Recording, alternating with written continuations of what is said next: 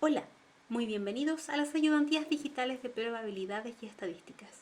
En este video, junto a nuestro ayudante Genaro Laimons, revisaremos ejercicios de distribuciones de probabilidad condicionales y marginales para una distribución continua y otra discreta. En la fabricación de varillas de acero, su largo X y ancho Y pueden ser consideradas variables aleatorias con distribución uniforme sobre el área de la varilla. Suponga que X está entre 0 y 1 y que Y está entre X cuadrado y X. A determine la probabilidad de que el ancho sea menor a 0,6. Ok, para resolver este ejercicio lo primero que tenemos que fijarnos es que el largo X y el ancho Y son variables aleatorias con distribución uniforme, pero sobre el área de la varilla, ¿ok? No es que estos son los intervalos en que las variables aleatorias tienen distribución uniforme, ¿sí? Hay que tener mucho ojo con eso. Entonces lo primero que tenemos que hacer es determinar cuál es el área de la varilla para poder determinar cuál es la distribución conjunta de X y de Y. El área va a estar dado por, bueno, sabemos que el X se mueve entre 0 y 1, entonces va a ser la integral entre 0 y 1, y el Y se mueve entre X cuadrado y X. De la integral entre X cuadrado y X de 1 por DY por DX. ¿Se entiende? Esto es lo que nosotros tenemos que hacer, que calcular para ver cuál es el área de la varilla. Entonces esto va a ser lo mismo que la integral entre 0 y 1 de X menos X cuadrado. Esto va a ser lo mismo que 1/2 menos 1/3. Y esto es lo mismo que 1/6. Por lo tanto, como el área es 1/6 y la función de X y de Y tiene que integrar 1 sobre todo el área, tenemos que la distribución conjunta de X e Y es 1 sobre el área, es decir, 6. Y esto va a ser cierto siempre y cuando el X esté entre 0 y 1 y el Y esté entre X cuadrado y X, o bien cuando el Y esté entre 0 y 1 y el X esté entre Y y raíz de Y. Es importante tener estas dos formas distintas de escribirlo, porque dependiendo de lo que nosotros queramos resolver, vamos a necesitar las distintas formas de representar el dominio sobre el cual la varilla tiene área, efectivamente. Entonces vamos con la parte A de este ejercicio.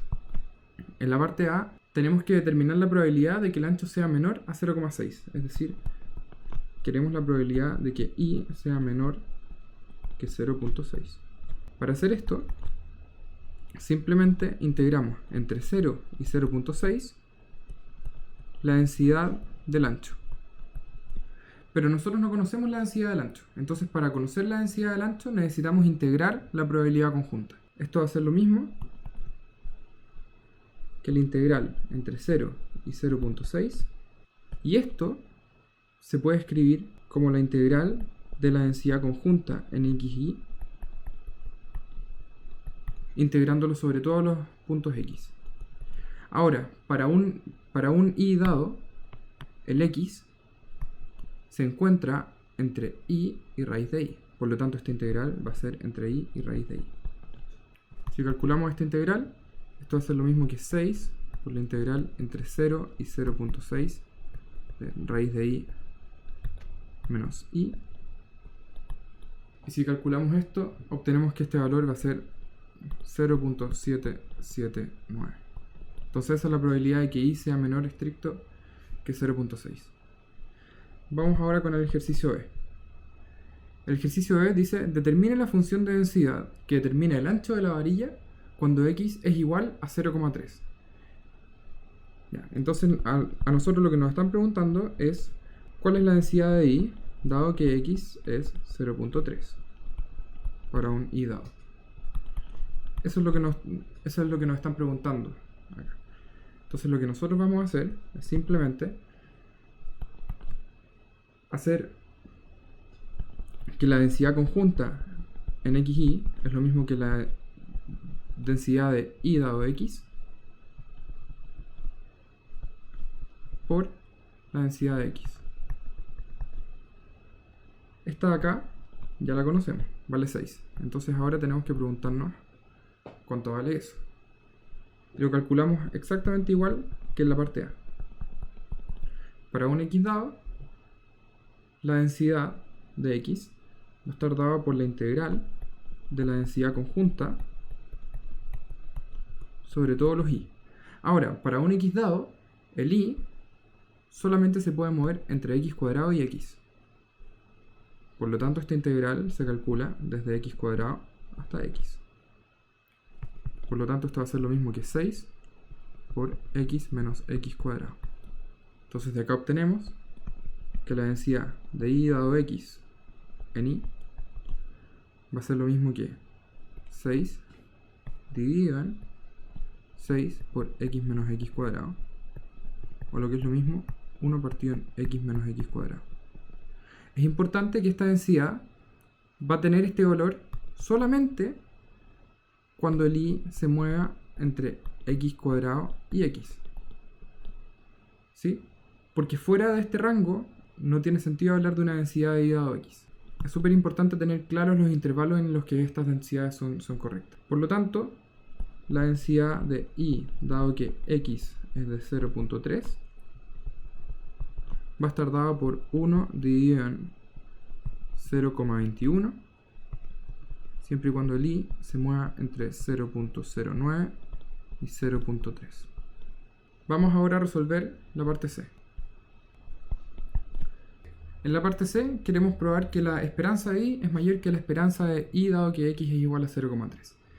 Entonces obviamente tenemos que calcular las dos cantidades por separado. Partimos calculando primero la esperanza de i. Para calcular la esperanza de i, simplemente lo hacemos diciendo que, bueno, esta es la integral de 0 a 1, porque son todos los valores que puede tomar i, de i por la densidad de i. Ahora, la densidad para un i dado se puede calcular como la integral de la densidad conjunta sobre todos los x. Y para un i dado, el x se mueve entre i y raíz de i. Es exactamente igual que como lo habíamos resuelto antes. Desarrollamos esta integral y tenemos que esto va a ser lo mismo que 6 por la integral entre 0 y 1 de i elevado a 3 medios menos i. Y si calculamos el valor de esta integral, nos va a dar que esto es exactamente 0.4. Por otro lado, la esperanza de i, dado que x es igual a 0.3, no es necesario calcularlo directamente a través de una integral, porque nosotros, ¿qué habíamos visto antes? Habíamos visto que la densidad de i dado x igual a 0.3 para un i cualquiera era de 1 dividido en 0.21 para todos los i que estén entre 0.09 y 0.3. Es decir, ¿qué significa esto? Que i, dado que x es igual a 0.3, sigue una distribución uniforme, donde el punto de la izquierda es 0.09 y el punto de la derecha es 0.3. Entonces, la esperanza de una distribución uniforme es simplemente el punto medio del intervalo. En este caso va a ser 0.09 más 0.3 dividido en 2, y esto va a ser exactamente 0.195. Y con esto lo tenemos demostrado. La esperanza de i es más grande que la esperanza de i dado que x es 0.3.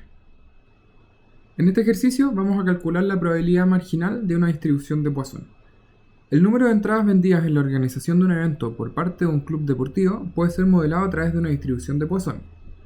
Podemos asumir que no hay límite de entrada. Según registro de versiones anteriores del evento, se venden en promedio 100 entradas diarias. Y la probabilidad de que un asistente al evento sea socio del club es del 20%. Calcula la distribución de probabilidad del número de socios que han comprado su entrada al evento durante las primeras 12 horas. Ya, entonces vamos a definir S como el número de socios que han comprado su entrada en las primeras horas, en las primeras 12 horas.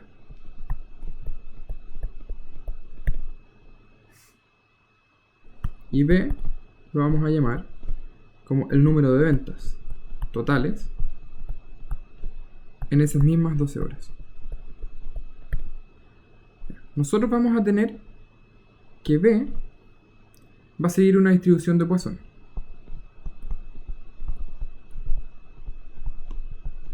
con cierto parámetro lambda. Ese parámetro lambda va a ser el número de ventas promedio que hay cada 12 horas. Como se venden 100 entradas diarias, entonces ese lambda va a ser 100 entradas partido por 2. ¿Sí? O sea, son 50 entradas por cada 12 horas, en promedio. Perfecto. Entonces, B sigue una distribución de Poisson con parámetro 50. La pregunta es, ¿qué tiene que ver S, el número de socios, comparado con el número de ventas que llega? Entonces, una persona, cuando llega, tiene dos opciones. O es socio, o no es socio. Entonces, si es que acá está llegando gente a una tasa lambda, y con probabilidad P se va a esa rama, y 1 menos P se va a esta otra rama, entonces vamos a tener que S también va a seguir una distribución de Poisson de parámetro P por lambda. Si lo piensan, igual tiene sentido. Si es que en promedio se venden 50 entradas por cada 12 horas, y el número de socios es aproximadamente el 20%, entonces el 20% de esas 50 va a ser la cantidad de socios que compran entradas en esas primeras 12 horas. Entonces, ¿qué tenemos? Tenemos que S va a seguir una distribución de Poisson de parámetro P, que va a ser un 0.2 por lambda. ¿Sí? Y esto de acá vale 10. Por lo tanto, la probabilidad de que llegue un número de socios S va a ser 10 elevado a S por E elevado a menos 10 partido en S factorial. Y esa es la distribución marginal del número de socios que compra entradas en las primeras 12 horas.